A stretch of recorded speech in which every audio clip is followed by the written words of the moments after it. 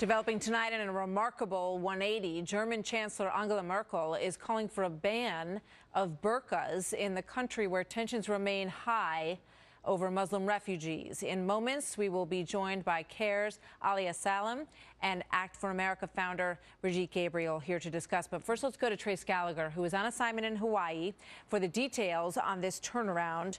Trace, good evening.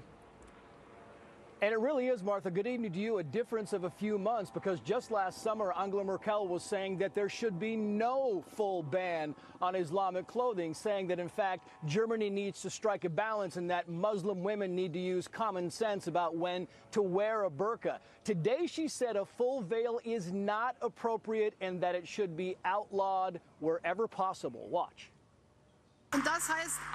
With interhuman communication, which plays a crucial role here, we show our face. This is why the complete veiling is not appropriate, and it should be forbidden wherever it is legally possible. It does not belong to us. Merkel actually also talked about strengthening German immigration laws. Of course, her immigration policy has come under fire from the right, saying it caused the refugee crisis. If the burqa ban goes into effect, it would need lawmaker approval. And right now, as you said, Martha, tension over the refugees and the asylum seekers in Germany has never been higher after the rape and murder of a 19-year-old medical student, allegedly by a 17-year-old Afghan refugee. In fact, even the head of Germany's police union said that it was Merkel's policy that actually led to the death of this woman. We should note that 19-year-old victim was actually helping asylum seekers integrate into the German population. Even some lawmakers on the left have said it is now time for the vetting of refugees to get a whole lot tougher. Yeah, the conversation is clearly changing on this. Thank you very much, Trace Gallagher in Hawaii tonight. So joining me now, Alia Salem is the Executive Director of CARE Dallas. Alia, good to have you with us this evening. Thank you for having me. What's your reaction to Angela Merkel's change of tune here? I think it's going against what a democratic society would put forth as something that is a balanced way of approaching this, especially one that puts forth a basic law that states that religious liberties and the practice of one's religion should remain uninhibited and uninfringed upon by the government. So I think she's going against her own government and her own constitution. What did you think about what she just said there when she talked about the openness of the society in Germany? And she's been under an enormous amount of pressure. They opened the door to what they understood was going to be 300,000 refugees. They've got close to 1 million, I think close to 900,000 at least at this point. She's under a lot of political pressure, and people feel that some of these refugees have made them less safe. So she said, we're an open community, and communication is something that we value, and having an open face is part of that in Germany, part of that in the Western world. So isn't it incumbent upon people who in some cases choose to wear burqas, to accept the fact that they now are living in a society, they've chosen to move to a place that values open communication, and part of that is showing your face? This really isn't about that, though. This is about scoring political points on the right. It's about taking a stance that will appease a certain part of the voting population, a certain part of the government. And the timing is not, a coincidence, her announcing her run for a 4th term. So that's really what this is about. This isn't about open communication or a German way of life. She's clearly responding to anger and political pressure. I think you're absolutely right about that. She's watched now Renzi lose his position in Italy. David Cameron is gone. Francois Hollande is gone. We saw the pushback of what happened in his country when they wouldn't let people wear burqas on the beach last summer. France has been attacked several times by violent Islamic extremists in his country. So she is succumbing to political pressure, and you feel that the way she's doing it here is not appropriate. What do you think would be appropriate?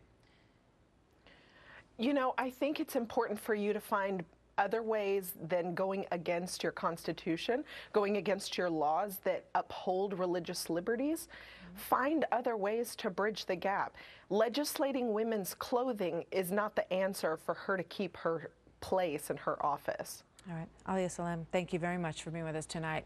Now here with more, Brigitte Gabriel, founder and CEO of Act for America. Welcome. Good to have you with us tonight, Brigitte. Thank you. Talk to me. What do you think about what you just heard? Well, Angela Merkel realizes she has a problem and she needs to fix this problem if she wants to be re-elected. She also is recognizing that the whole multiculturalism thing does not work. Actually, she said more in her speech than just banning the burqa. She said we need to preserve our culture. We do not want tribal practices or tribal culture coming. We do not want Sharia law. We do not want people who are coming with a different set of values.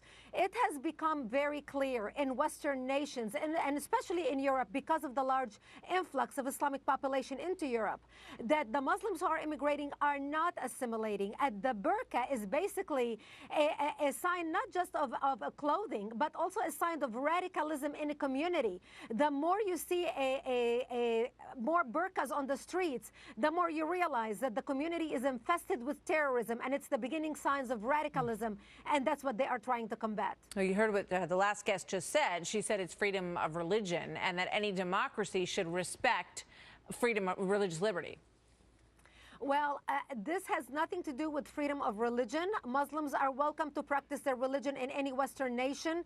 They can pray, they can build a mosque, they can worship whatever God they want. Actually, they have more freedoms than any Westerners have, people like you and me, in any Muslim country.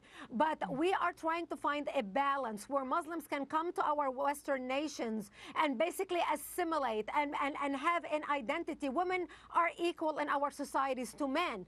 A burqa renders a woman basically non-existent. She is invisible. It's like trying to hide her, render her non-existent. And this is not what we have in the West. Women have equal rights. We do not want Sharia law imposed on women in the West. As Western women, they have the same rights as American women, as Britain women, as Australian women.